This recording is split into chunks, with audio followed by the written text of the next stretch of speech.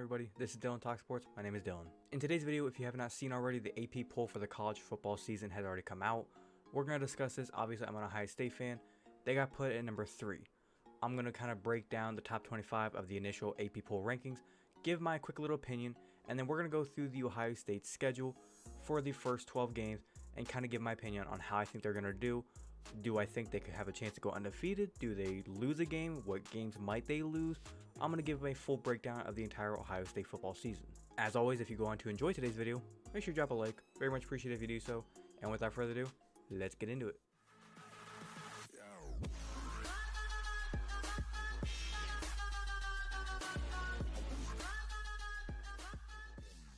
Now let's start off with breaking down the actual top 25 of the AP poll. Obviously, everybody's going to look at this and they're going to overreact. They're going to freak out, and that's not what I'm doing. I'm going to look at this and I'm going to say what teams are here in the top 25 that actually makes sense, because as we all know, I'm going to say out of these top 25 teams, maximum maybe 8 or 9 are going to be still in the top 25 whenever we get to the very end of the year. So take this AP poll with a grain of salt, please. Like, if I was going to look over this list and I was going to say what teams on here can I legitimately say are accurately placed pretty much for where they're at, I would say obviously Georgia is right. This one kind of stings me a little bit, but the team up north in Ohio State, they can stay there. Alabama, obviously. LSU, they got a good ass team. Let's see what they can do this season. Number 5 seems right. USC, Caleb Williams, how's he going to do after the Heisman win? We'll see. Penn State, once again, they're a team, they're going to be a top 10 team, but they don't really do much after that because they can never seem to get past the team up north and Ohio State. And Florida State, once again, LSU and Florida State play each other week 1. That's going to be a damn good game, and I can't wait to watch that one. And then every other team here, could they end up still in the top 25 after the year's over? There's a chance, but I don't, like I said, teams like, let's see here, Tulane, an A&M, what are they going to do? Their recruiting classes have just been dipping over the years. And Oregon State, what's TCU without Max Duggan and Quentin Johnson, or I believe what's the receiver's name? A Utah and Oregon are just now leaving the Pac-12. They're going to be going to the Big Ten. All these distractions, what are they going to be? And then Tennessee, Hendon Hooker left. Jalen Hyatt left. Cedric Tillman left. That offense has just got stripped of most of their star players. What are they? But ultimately, if I was going to give this like a AP poll, I guess like a ranking of how good it is, I give it a solid A-, maybe a B+, because like it's one of these things where it's too difficult to predict how the teams are going to look. Because you could look at this and you would say, wow, yeah, Florida State, they deserve to be number 8. But they could go out there, lose to LSU, and then their second week of the season, I don't know who they play, but they could lose that game, and then they could just start going from 8 to maybe like 13 to 24, and then be right out of there. We don't know yet. Now, getting on to the actual schedule of Ohio State and how I think they can do. Week 1, we got Indiana, going to Indiana. That's going to be a pretty interesting game. It almost like something that everybody likes to call some of these types of games are trap games. More or less, it's a game that you should win. It's a game that you have the team to beat them. You should go in there and beat them like a 49-7, 42-14, something like that, pretty easily, if you understand what I mean. But it seems like with Indiana, something about their coach, I forget his name, he seems like he always has Ohio State's number when it comes to the first half of just throwing off Ohio State quarterbacks, getting them kind of riled up.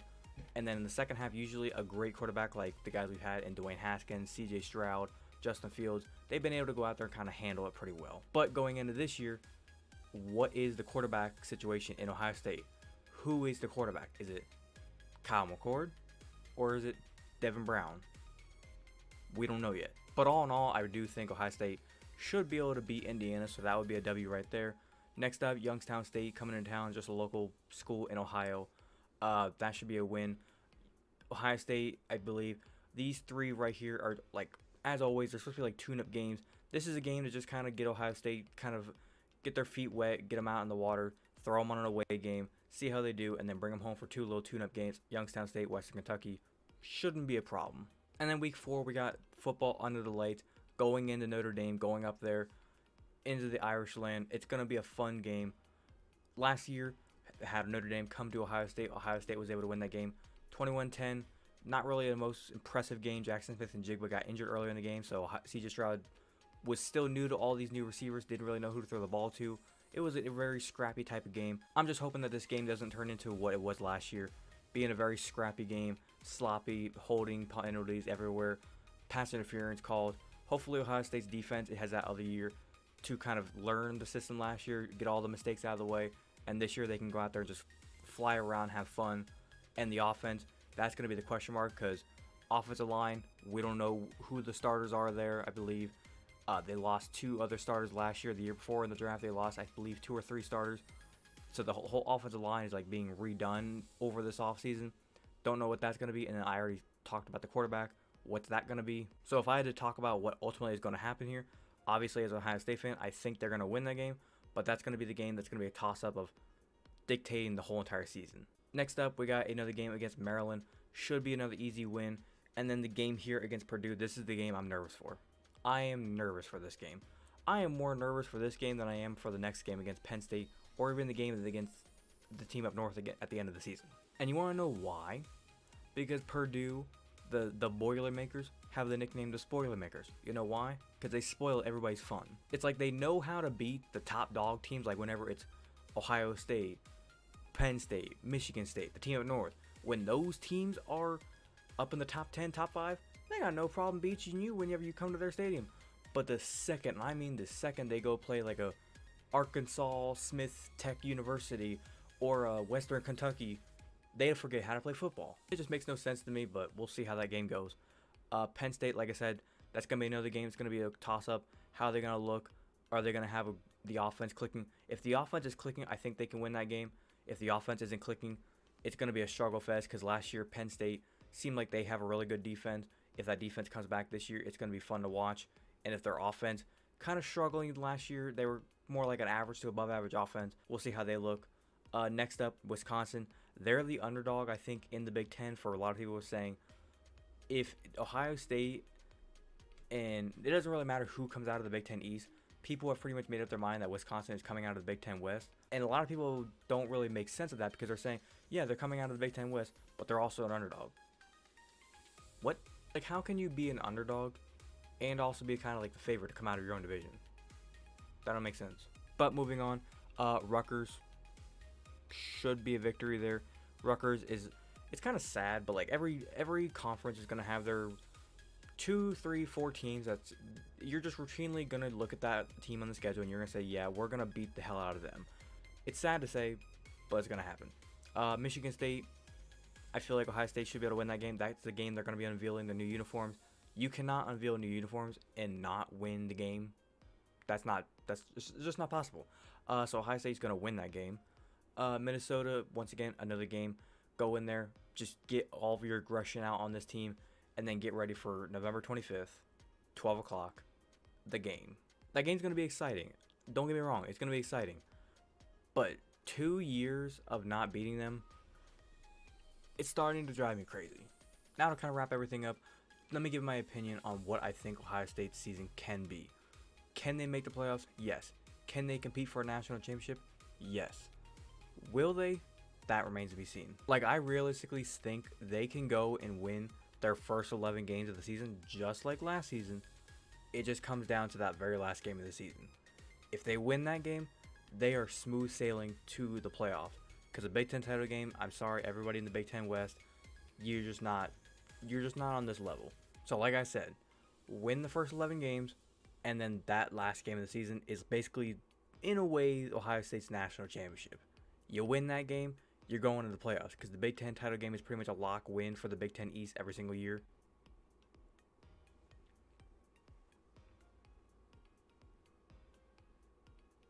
And then from there, you're pretty much always going to be looking at who's going to be the other teams in the playoffs.